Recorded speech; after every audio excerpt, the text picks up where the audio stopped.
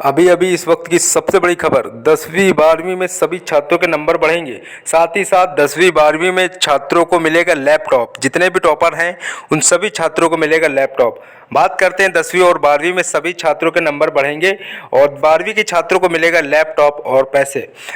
10वीं के छात्रों को मिलेगा भी लैपटॉप और पैसे। टॉपर को मिलेंगे 1 लाख रुपए और लैपटॉप। आज ही रिजल्ट वेबसाइट पर घोषित होगा। इंटरमीडिएट में 25 लाख स्टूडेंट का रिजल्ट आएगा। साथ ही साथ आपको बता दें हाई स्कूल में 28 लाख स्टूडेंट का भी रिजल्ट देखने को मिलने वाला है। लगभग 53 लाख छात्र रिजल्ट का इंतजार कर रहे हैं। 12वीं का रिजल्ट आज शाम 4 बजे घोषित होगा। साथ ही साथ 10वीं का रिजल्ट दोपहर 2 बजे आपको वेबसाइट पर देखने को मिल पाएगा। एक ही दिन जारी होगा 10वीं और 12वीं का रिजल्ट। हाल ही में आपको बता दें अभी 10वीं 12वीं का रिजल्ट हुआ जारी। कुछ ही देर बाद आपका रिजल्ट वेबसाइट पर उपलब्ध होने वाला है। तो वीडियो से जुड़े रहिएगा। पल पल की अपडेट पाने के लिए चैनल से जुड़े रहिए।